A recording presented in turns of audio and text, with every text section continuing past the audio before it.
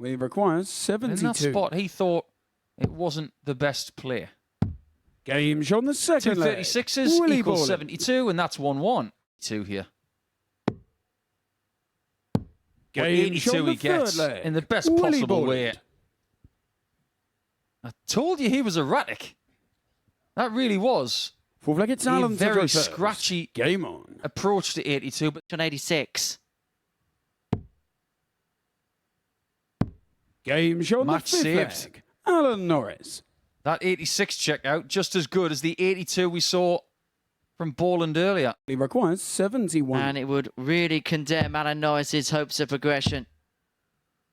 And so it's a target Game top to shot seal on the deal for match. Willie Borland, Willie who makes Borland. it 6 of the best as he tops Group C and has a 6-point margin at the top of the table as he deposes of Alan Norris by 4 legs to 2 with 3 maxes in there, 4 out of 10 on the doubles. It's a steady enough start for Willie Borland, who beats Alan Norris by 4 legs to 2. Can he Scott, you cross the require checkered flag 16. against Ben Payne? Looking at double 8 to do exactly that. Just don't give him a chance, Scott. That's what he'll be saying to himself. And he doesn't give him a shot at 108 to get the match won. Scott Campbell. It's Campbell who retains the second position, gets the better of the leg difference. He's now on +5 and 8 points. 77 average for Payne is a good 14 points down in his first performance yesterday. Campbell wins a scrappy one in game 2 by 4 legs to 3. To break the throw here in leg 1. That's a good start. And a very Game fine shot on the finish. first leg. Johnny Maybe the Haynes. first little bit of proof that the spoiler's name today is going to be the Punk. Foundations aren't there. Johnny required 10. Splits it for that double 4. And he really does like it, doesn't he? That's a 4-0 Johnny victory Haynes. for Johnny Haynes. And that causes Colin a lot of problems. His leg difference will go to -2 now. And Haynes gets his first win of the group in very fine fashion. His average actually came down by 10 points in that last leg, but still, it's very good from Johnny. When we come back, we will start round 2 and we will survey the table. One thing And we he required haven't 96. seen, actually, somebody do here, which is the 3 bullseye finish. Game shot on Ben the does get the fourth leg. 96. That's a lovely Ben checkout, Payne. isn't it? It's always such a sweet feeling when you get that 2.96. And you require 100. Yeah, well, that last visit there left then on 100. For him to take out 96 earlier. Can he do a ton? Goes tops. Needs another one. Game And shot this on is the some fifth leg. superb finishing Ben from Ben Payne. Payne. I think he wanted to leave double 4. Is he going to get his pocket pinched? Game shot on the Well, match. Willie Borland Willie is very Borland. close to Saturday night now. A really early version of Mickey Mouse to walk by. Ooh, Alan. Feeling frisky. Game shot on the first leg. I like it. Alan Norris. Johnny required Not as if 93. Johnny played poorly. He was with him statistically. Is he with him here after leg 2? Game shot on the I second think it's a leg. very different Johnny Haynes today, Haynes. based on what we've seen in his game with Osborne. But I don't know whether that is also a bit distracting for a player. Good point.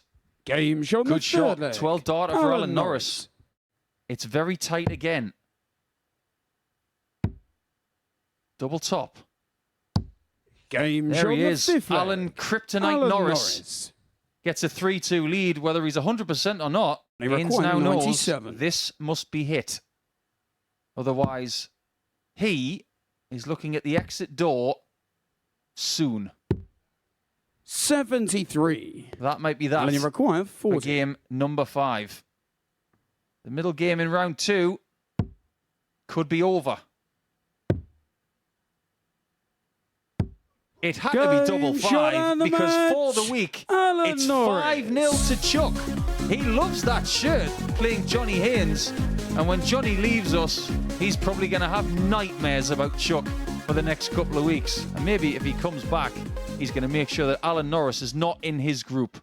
There you see the stats for that one. But yet again, Norris, brilliant on the outer ring at 50%. And he keeps his slim chances of making Saturday night very much alive, in fact. So when we come back, it will be the end of round 2, and it's a big game for Colin Osborne. He's taking on second-placed Scott Campbell. This was his biggest finish of yesterday. He's going for the juicier version of it Game this shot on time, the and first that is leg. beautiful Scott from Campbell. Does he get another dart at double?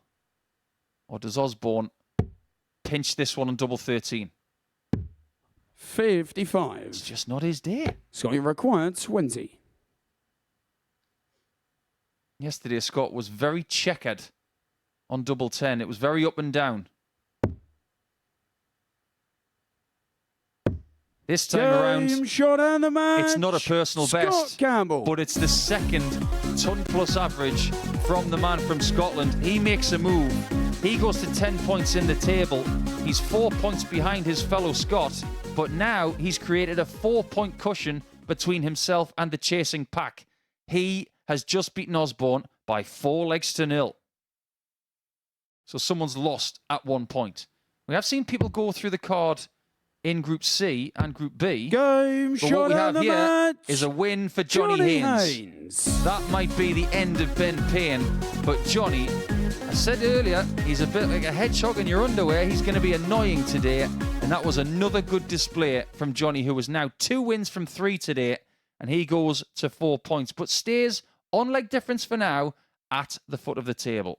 When we come back, it's a landmark game for our referee. There's more on that when we come back.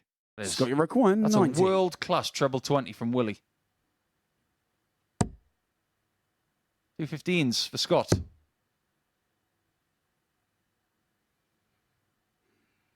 Can he use it? It's awkward.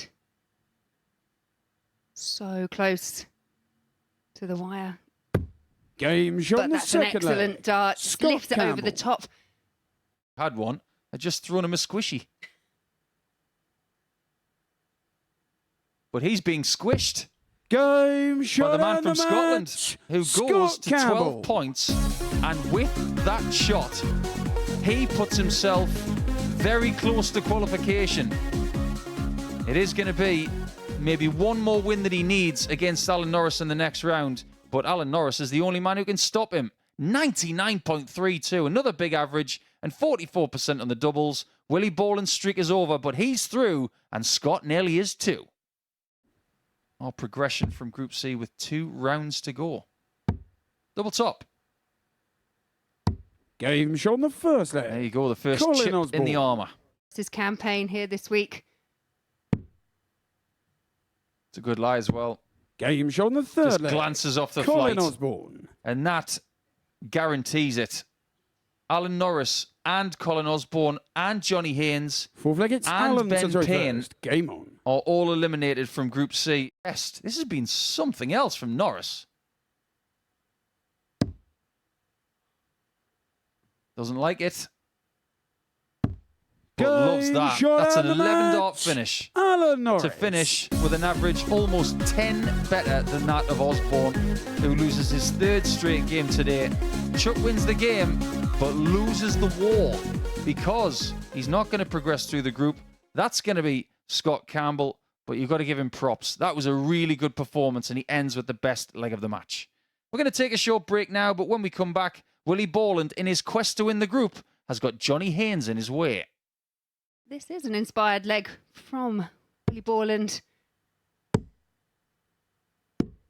170. Almost, I was to say almost too good. That reminds me of a leg between Adrian Lewis and Jeffrey Desvan from the match play, where Jeffrey had a 180, Adrian had a 180. 95. Will he require 11? Then they both had a 140, and they both had a 170 to leave 11. They were playing Game shot follow the me third darts, leg. and it's another 11 Willie darter. Boland. We saw one in the end of the last game from Norris, and now we get one from Willie. A favour right here. Game He wins shot and the a match. 3rd win of the day. Johnny Haynes. And Willie Boland's chances of winning the group have just been dented again. So there you go. 85 for Willie, 86 for Haynes, and that's where he's been living today. He's been playing some very stellar stuff, and if only he'd been doing this yesterday, he might have been in with a chance of qualification himself. However, when we come back, it will be the final 1/3 of our matches, and we're going to start with 2 eliminated players, Payne and Osborne. I apologise, Colin. 103. He doesn't look a day over 40. Must be the soap he uses. Gets the treble, so double 19 required. Game shot in the second leg. Colin That was Osborne. a good outshot there from Colin Osborne. Much about, Colin, you require like 100. you said, I just think he's tensed up. Double top. Game shot in the Very fourth nice. leg. Colin 12 Osborne. dart leg for Osborne. It's now a tied match. Has been doing his Alan Norris calisthenics there. Does it work? Game It does. It shot gets him and the points. match. Hallelujah! Colin He's won a Osborne. game. And he's got 4 legs in a match for the first time since yesterday. Ben Payne is at the foot of the table for the day with his worst performance so far, but he has one more chance to get 2 points on the board against Alan Norris in game 15. Osborne, with an 82.65 average, gets himself his first 2 points, and he goes to 6 points in the table. When we come back, another match to see who will lead the table overnight. So over to you, Scott Campbell. A bit of steam here towards the tail end of what would be day 5 of play for him. Still trying to get something from himself. 180. Tell you what, if he put any more Scott, into you require that, 161. he would have done a triple axel. Hear the physical exertion from Alan Norris at the end of that throw.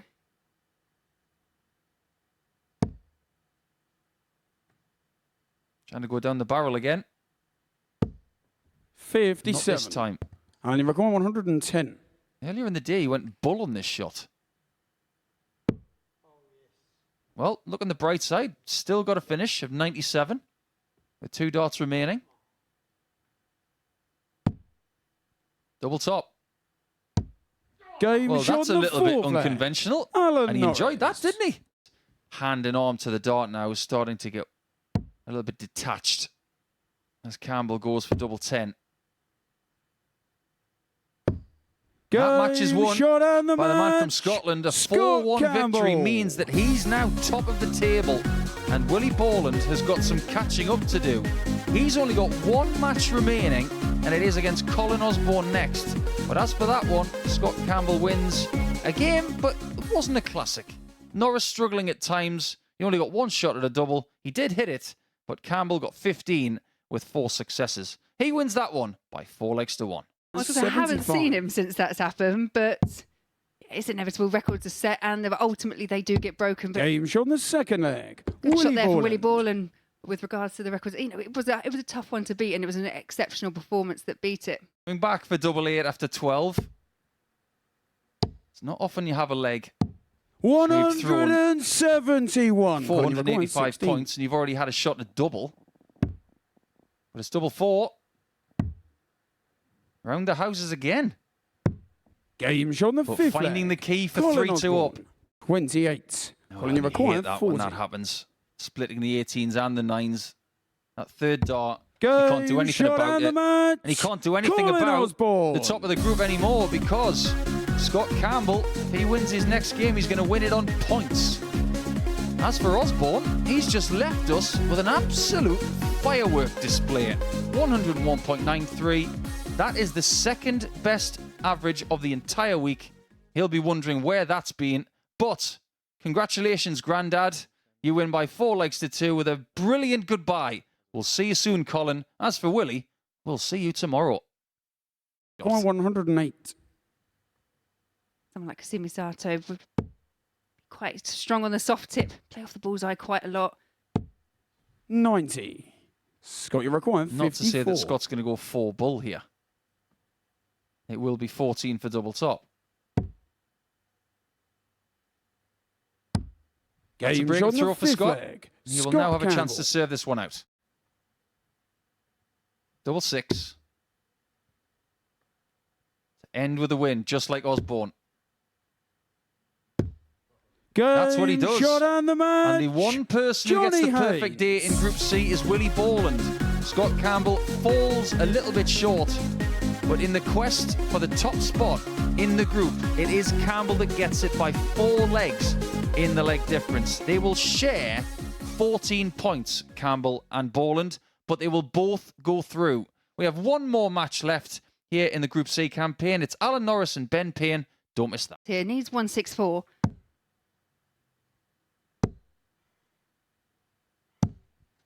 27. Benny requires 16. So 3 in hand for the match here for Ben Payne, Game but only shot and the needs the one. match. And Ben that is your Payne. final match of this afternoon, going the way of Ben Payne. Ben Payne does clock up a win, right down to the very last match for him, and it does see him go back up the table into 3rd position. So now we can join Henry and Paul Nicholson up on the balcony. Thank you very much, Laura. So that is the culmination of our Group C action. The asset Paul Nicholson joins me up here on the balcony. Let's have a look at the results then from today's action at the Live Lounge. And it was William Borland. Well, he won his first 2 matches. It was enough to see him through. Tailed off as the session went along. But Scott Campbell, he's going to be the name joining. He's the name who won the group. I think there's a lot of people out there thinking that this is a bit of an upset. I'm not so sure. I think we might have found something in Scott Campbell. When you were talking to him on the balcony and we were sitting in the commentary box listening to what he was saying, he looked like someone who was very aware of everything that was going on, whether it was points, leg difference, game patterns. He is a very smart guy. I just wonder what he's going to have in the locker for tomorrow. Well, let's dissect the group then. Let's begin with Willie Borland, because he won 5 out of 5 on day 1. He won his first 2 on day 2, and that was enough to see him through. This is the moment that sent him through in the end. But he was the first to admit, after he got this 48 against Ben Payne, we see the outtake of emotion, and the afternoon just kind of dwindled from there. Yeah, I think sometimes when you look at sports like athletics, you've got heats and you've got semi-finals where you don't really want to puff yourself out. So maybe something like Noah Lyles, who's got the 200 metres and he's looking around and he's got 20 metres and everybody else, so he's just starting to slow down. Maybe we can accuse Willie Borland of doing that.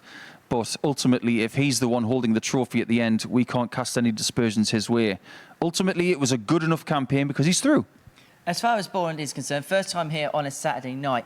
If it was a failure from 3 attempts, would that be considered a failure when you consider the type of player that he is? He felt like he had to get through this time. To him, yes. To everybody else, probably. I think we know what talent he's got in his locker, but it's about harnessing it over the course of the next few months to see if he can get himself back to the PDC Tour. And if he doesn't, we'd welcome him here with open arms, but we want him to progress. We want him to get towards the point where he's happy with his consistency. And I don't think he is happy with his consistency. So there's more work to do. And we've spoken so much, obviously, about the achievement of the World Championship, the 9 data against Bradley Brooks. But how much would a weekly title here, for example, be good for him in terms of we're not just talking about one moment when it comes to Willie Borland. There's something that backs it up. And going into Q School later on in the year, because every player's going to be eyeing that up now we're into the autumnal months, how much that would be a confidence for him? I think his confidence now is based on what he's doing now. I don't think he takes any confidence from what he's done 2 years ago. And nobody should either. It's about what you're doing in this moment that is building the confidence towards where your next destination could be. His destination is Saturday night. And he has got confidence from the last couple of days, but it's how much against some of the players who are always going to be against him. And the likes of Conan Whitehead, the likes of Scott, they know that he is the tiniest bit fragile because of what they've seen towards the end of Friday. And interesting enough, he was talking to me up here on the balcony, and we were talking about the ADC Vault events and how that's given him an extra little kick going forward. And I suppose the format of it, the fact that you're playing loads of games and they're short matches, a best of 3 in the group stage, and they move on to a best of 5 going forward. How important is things like that for match sharpness, and maybe how much of a vehicle was that not around maybe a few years ago for players outside the 128? I make no bones about it. It's geared towards coming here. It's geared towards playing more matches against more people and getting exposure. You think about some of the events from yesteryear. Chris Mason's told me all about the North American Open where they travelled across the pond and they might play best of 3 in a singles competition. Best of 3 legs. Now, people like Steve Brown and Scott Hunt at the ADC understand that people want to travel to play darts, but ultimately what they want to do is play more matches and get experience. That has helped people like Ben Payne, people like Willie Borland in trying to rediscover form. It's a great system. It most certainly is. Right, let's talk about Scott Campbell. He's our other qualifier. The Scot, named Scott, made it through to Saturday night here at the Super Series. He is top of the lot as far as Group C is concerned. This is him getting himself through to finals night. And he took everything as it comes, and you could tell up here that he came in, look, obviously the expectation to play well, but he wasn't going to get bogged down by, if I don't do this, I'm going to be disappointed. I think coming here as a debutant, it almost removes the kind of pressure that was put on Willie. Because of what he's done previously, we automatically think that he is going to be a heavy hitter in Group C, whereas we haven't seen Scott before, so he has that degree of almost ignorance about, I don't know what this is all about, I don't know what's expected of me, so he can go out there with a little bit of freedom.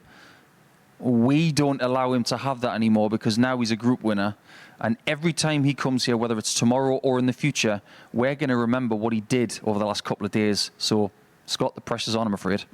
Well, his mentor is John Henderson, and Henderson, well, he can do something he didn't because he came so close last week, lost out in the semi-finals, did the Highlander. Campbell here tomorrow night. And look, we've seen it so many times at the Super Season. Morena Maycal's an example last week of players that just get their way through the week. He's had a couple of ton plus checkouts as well. The only player to hit ton plus averages, shall I say, this week. So he's the type of player that could easily go under the radar when you consider the likes of Conan, the likes of Steve West potentially, Wesley Harms potentially could get through tonight. Yeah, I think because of the strength of the other players that will potentially join him, he might, but I'm not going to let him. I'm going to be shouting it from the rooftops over the next 24 hours that he is someone that we have discovered with the help of the likes of Hendo. I know Hendo didn't qualify last week, but the fact of the matter is, it's his fault that this guy is here. So if he wins, it's all John's fault. Well, it most certainly will be. It's all yours, John. Anyway, we'll see him at the Barbican tomorrow. Right, let's have a look at the table then in Group C. Following 2 days play, 10 matches for every single player. And, well, it was a comprehensive job as far as Scott Campbell and Willie Bourne are concerned. But of everybody else there that won 8 points, who can be the happiest with their campaign? I don't think Alan's going to be happy with his campaign all week. I think Johnny will be very pleased with the way he played today. And Colin will be very happy with his last performance because that was a really good culmination of the things that were going right the last couple of days. I think, all in all, Johnny's probably going to be the happiest from today because he managed to snag 8 points and he was doing the stuff that, amazingly, just didn't come his way the previous 4 days. But he'd be annoyed about the fact that even if he could have picked up a couple of wins yesterday, it could have been so different for him. That's darts. Shoulda, woulda, coulda. He didn't, so he couldn't. Well, that is the case. Right, so let's see how the bracket breaks down then. We know half of the field for tomorrow night's final. Conan Whitehead, the winner of Group A, will see him tomorrow night, as will Scott Campbell and Willie Borland. So Group B, as you can see in the middle of that graphic there, is going to be our centre of attention tonight. And this is how the land lies as far as the table is concerned at the halfway stage of proceedings. Wesley Harms and Steve West both on 6 points, and both really were the standout players last night. Oh, yeah.